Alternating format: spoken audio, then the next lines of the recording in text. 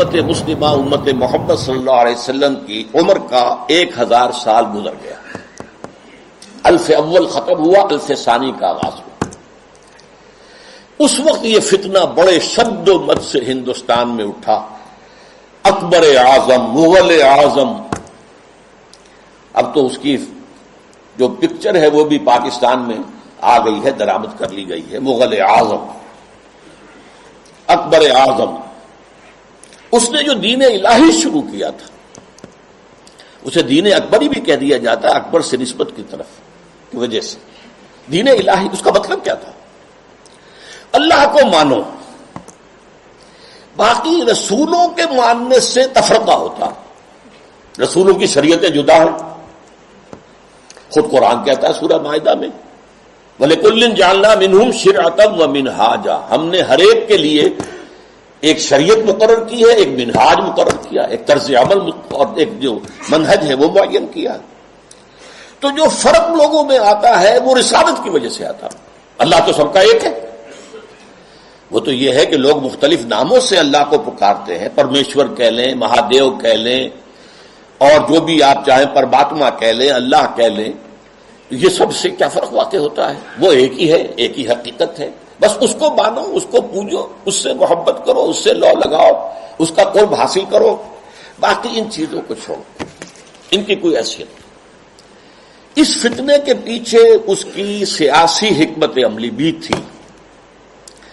ہندوستان کے حالات کو یقیناً یہ کہ اگرچہ وہ ان پڑھ تھا، بالکل ان پڑھ، لیکن ذہین بہت. ہندو عورتوں سے شادی کی، یہاں تک کہ اس کا جانشین جہانگیر سلیم شہزادہ وہ بھی ایک ہندو، اجودھا بائی جو ہے اس کے بدن سے پیدا ہوا. ہندوؤں سے شادیاں کی، کئی جو ہے اس کی رانیاں تھیں. تلک بھی لگا لیتا تھا، بتوں کو بھی پوجا کر لیتا تھا، ڈنڈوت کر دیتا تھا. ہر رانی کے ہاں موجود ہے بت، وہاں گیا تو وہاں بھی اس نے سجدہ کر دیا، یا کم سے کم سر جھکا لیا، ہاتھ جوڑ کے کھڑا ہو گیا. یہ سارا فتنہ اس نے شروع کیا تھا ایک پولیٹیکل وزڈم کے تحت.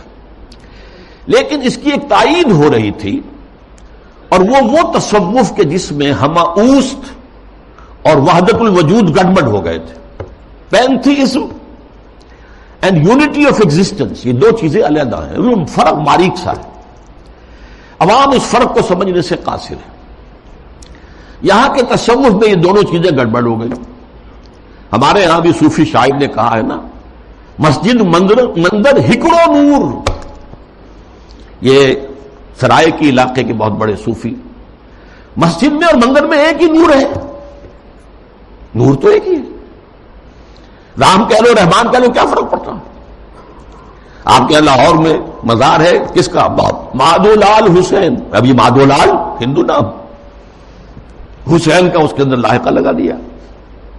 تو یہ تصوف جو ہے یہ اور اکبر کی حکمت عملی نے مل کر ایک اتنا بڑا فتنہ شروع کیا کہ محمد کی شریعت اور محمد کی رسالت کا دور ختم ہو گیا صلی اللہ علیہ وسلم. وہ 1000 سال کے لیے تھا، کیونکہ قرآن مجید میں 2 جگہ یہ بات آئی ہے کہ اللہ کا ایک دن تمہارے حساب سے 1000 سال کا بنتا ہے.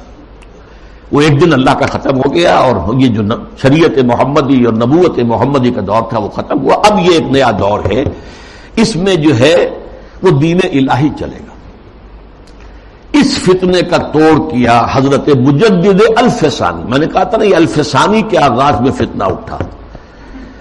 امت کی عمر کا دوسرا ہزارواں جو ہے دور وہ شروع ہو رہا تھا، 1000 سالہ دور. تو وہ فتنہ جو تھا الف ثانی کا، اس کا توڑ کرنے کے لیے اللہ نے جس مجدد کو اٹھایا ہے اس کا نام ہی پڑ گیا مجدد الف ثانی رحمۃ اللہ علیہ، شیخ احمد سرہندی. اس نے توڑ کیا، جس کے بارے میں اقبال کہتا ہے گردن نہ جھکی جس کی جہانگیر کے آگے، جس کے نفس گرم سے ہے گرمی احرار. وہ ہند میں سرمایہ ملت کا نگہباں، اللہ نے بر وقت کیا جس کو خبردار.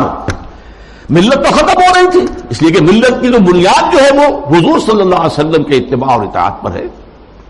محض قرآن پر تو نظام کوئی بنتا ہی نہیں سرے سے. نماز کا نظام نہیں بنتا، اور کیا نظام بنے گا؟ نماز کا نظام کہاں بنے گا قرآن پر؟ تاکیدی حکم ہے نماز قائم کرو، نماز قائم کرو، نماز قائم کرو. وہ 5 نمازوں کا ذکر کہاں ہے؟ یہ ان رکعتوں کا ذکر کہاں ہے کہ فجر کی 2 ہیں فرض جو رکعتیں ہیں، اور ظہر اور عصر کی 4 ہیں، مغرب کی 3 ہیں، عشاء کی پھر 4، کہاں ہے؟ قرآن میں تو کہیں نہیں۔ اس لیے نظام اگر بنتا ہے، یہاں تک کہ نماز کا نظام بھی وہ سنت سے بنتا ہے، ملت بنتی ہے تو سنت سے بنتی ہے۔